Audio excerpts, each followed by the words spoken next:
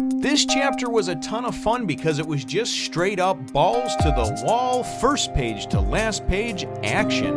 And I thought that it was very cool. You need to have those every now and again. Gourmet number 32, Rock Drums. Well, hello, my brothers and sisters of the Nerd Nation. I, as always, am Jim, here to bring you another review on the awesome and the action-filled tale of Toriko. Now, of course, our last chapter really saw us being introduced to the vice chef of Gourmet Corp, Starjan, and finding out that he was going to actually pilot one of the GT robots sent to Biotope number 1 to capture the Regal Mammoth, and he was going to kind of take that on himself. So that was kind of where things left off over there. We did, of course, see Toriko and Sunny, Komatsu and Rin crossing or starting to cross the biotope, and then at the end of the chapter running into these rock drums, these huge crustacean-like rock troll-looking beasts with a capture level of 27. So that's where things left off, and that's where things pick up. And honestly, folks, this is probably, by my standards, going to be a very short review, only because it was just balls-to-the-wall action the entire chapter, which was cool. It starts out with, of course, seeing these big lumbering beasts that are, 10, 15, 20 times the size of a human, of course. And we wind up seeing just kind of a brief explanation as to what they are. And Toriko goes and says, okay, Sonny, we're going to have to take care of this. You're going to back me up, because obviously Komatsu's scared. He's not going to do much. Rin is, again, she's not superhuman like Toriko or Sonny. And Sonny says, absolutely not. And Toriko's like, what? And he's just like, they start out as dwellers down by the river and move closer inland from the water, eating everything in their way. They're gluttons. They live an ugly life cycle, and they're not even worth it because they're not beautiful creatures. And I'm like, are you kidding me? Toriko, your sister, and the job that you're getting, you got summoned in, I don't know if you're getting paid or what to do, is to get the Regal Mammoth. So you got to get there, but it's not worth your time to go and fight these things. So it's just funny how flamboyant and vain he is. So Toriko goes and he's just like, man, my left arm is still not healed up from all those, five-fold spike punches that he did fighting the GT robot in the Coliseum. He's like, I'm going to have to, do this battle with just my right arm. So he winds up going and dodging an attack from one of these rock drums and then, charges up and just five-fold spiked punch or Kugi punch, and it's kind of cool because you see the 5 ripples and it goes and it jacks this thing up and knocks it back, knocks it down. And then another one goes to come and get him from behind. Now his right arm is sore too, and he's like, man, it's really going to hurt to throw another one of those. I got to figure out what's going on. And then he goes and he sees something and stops for a second.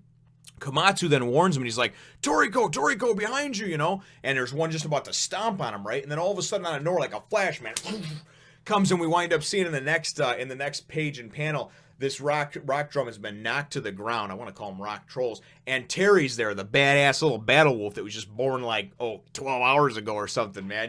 It's killer to see this thing so young and to be able to just go, this is a capture level 27, 50-foot tall beast, man. And he just immediately goes for the face and the eyes, puts this mother, the son of a moss giant or whatever this thing is, down to the ground, obviously saving Toriko. And Toriko's like, oh yeah, nice job, Terry, which is great. And then we go and we see this funny thing where Rin goes and she's like, super relaxation fragrance, and she blows it in one of the faces of the rock troll, the one that's knocked down, Because you wind up seeing, prior to these things coming and seeing them, like they're smashing like bugs and other creatures and picking them up, and then they catch sight of them, they start running towards them. That's how the whole thing starts out.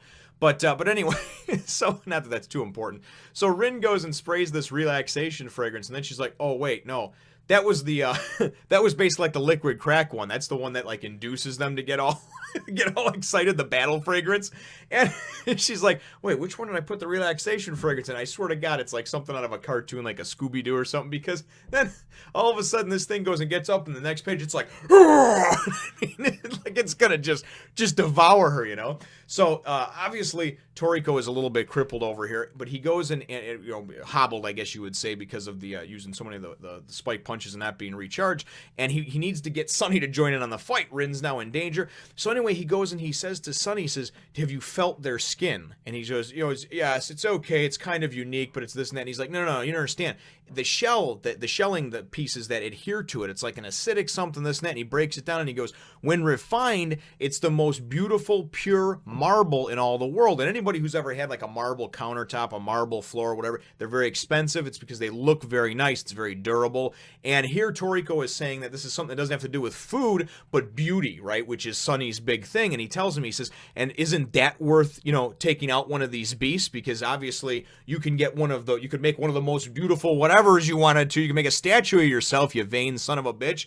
Just help me fight, So this thing's about to go, the crazed, cracked up one is about to go and eat his sister, Rin, or kill her, or whatever, right? And all of a sudden you just see it kind of get lifted up, with his, I just like to call it like telekinesis, Professor X type powers. He's using obviously his mind or his feelers, whatever they are. They're invisible to the naked eye, so it's obviously something having to do with like a brain power type thing, kind of like the Force, I guess you could compare it to as well. But he goes and he lifts this thing up, and then all of a sudden, just so you see the next page, it's like, this thing just sails over, like almost out of sight.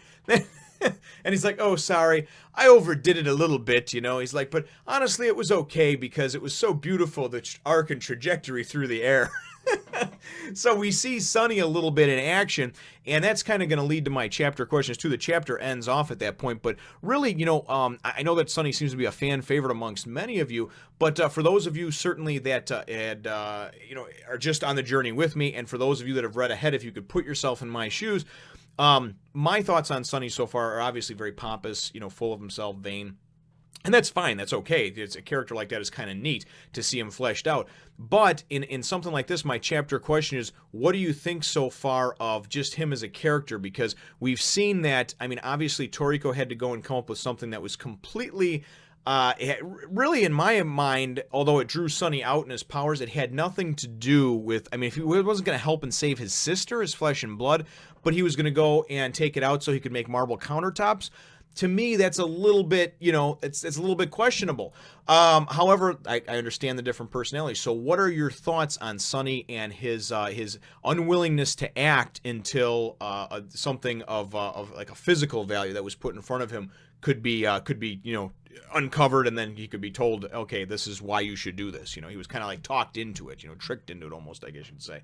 Lured in with almost like Nami, like, here, you want to do this? No, I don't. Here, how about 100 million berries? Okay, I'll do it, So anyway, that's my chapter question. I know it was a little bit long-winded, but what are your thoughts on Sunny and the way he's acted thus far? And then, of course, too, just on being able to see just a brief glimpse of the power that he has, being able to take one of these things and just toss it like a baseball, So leave your answer to that question in the comments down below, brothers and sisters. Feel free to hit the thumbs up, the like button if you should think that I deserve it, and subscribe if you haven't done so already. Now, this one, even though it's being recorded ahead of time, is going to be released on New Year's Eve. So, just like we did with obviously Christmas and everything, I do wish you a safe, you and your family, friends, loved ones, a safe and happy evening.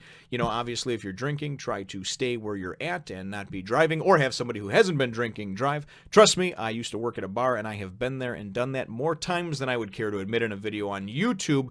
But really, the bottom line is that I just wish you and your family, loved ones, friends, a happy New Year. So safe and happy New Year, and we'll look forward to catching you in the next one, nation. God, I laughed so hard in the manga when I saw that she sprayed him with the battle spray.